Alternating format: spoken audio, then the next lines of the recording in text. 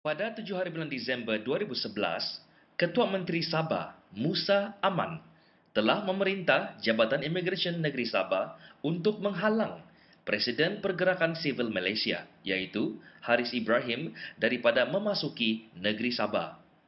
Mengikut Musa Aman, Haris Ibrahim dihalang dari memasuki Sabah atas isu keselamatan dan pihak berkuasa ada sebab yang kukuh. Haris Ibrahim yang sebelum ini sering melawat Sabah tanpa pernah dihalang oleh pihak berkuasa sehinggalah Musa Aman menggunakan kuasa eksekutif negeri Sabah mengikut Akta Immigration 1959/63.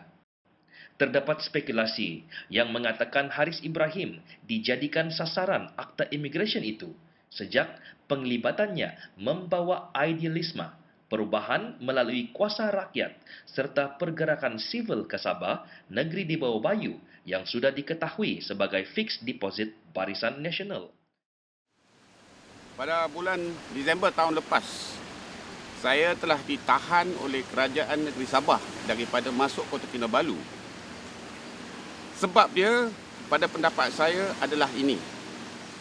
Sejak bulan Mac, April tahun lepas, saya kerap masuk ke Kota Kinabalu berjumpa dengan pimpinan-pimpinan parti-parti seperti SAPP, Dr. Jeffrey Kitingan dan rakan-rakan perjuangan yang lain yang ingin melihat perubahan dalam politik dan pentadbiran Malaysia.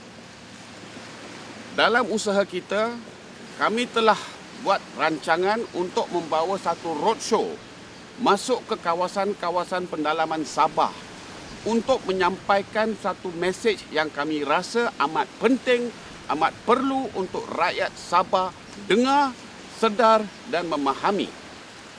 Sebab dia, tsunami 2008 PRU12 yang telah melanda semenanjung Malaysia, kami rasa perlu dibawa ke Sabah. Sabah pada ketika itu, ketika PRU12, ramai orang tidak mendapati maklumat yang telah diperolehi oleh orang Malaysia di Melaya. Jadi, saya bersama dengan rakan-rakan seperjuangan saya di Sabah telah membuat satu rancangan untuk membawa roadshow ke kawasan pendalaman di Sabah bermula 15 hari bulan Disember, di mana kami berhasrat untuk menyampaikan maklumat kepada rakyat bahawa masa sudah sampai untuk UMNO dan Barisan Nasional dikuburkan dan supaya negara Melaya, Sabah dan Sarawak dikembalikan balik kepada rakyat.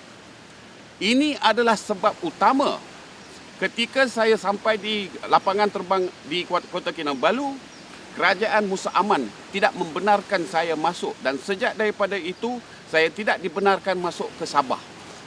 Kerajaan Negeri Sabah amat takut sekiranya rakyat di Sabah mulai sedar bahawa sekian lama ini UMNO bersama dengan pihak-pihak di Sabah yang berkomplot dengan UMNO telah selama ini merompak kekayaan orang Sabah. Sejak tahun 74, syarikat Petronas telah diwujud. Daripada tahun 74 sehingga tahun 2009, 35 tahun, pendapatan hasil petrol dan gas yang masuk tangan kerajaan pusat antara 2 hingga 3 trilion. Tuan-tuan, puan-puan, itu bukan satu jumlah yang kecil, jumlah yang amat besar. Harus kita tanya sekarang, ke mana pergi segala kekayaan itu? Kita cuma hanya perlu lihat hidup mewah Musa Aman, hidup mewah pemimpin-pemimpin lain di Barisan Nasional, bukan hanya di Sabah, di Sarawak dan juga di Melaya.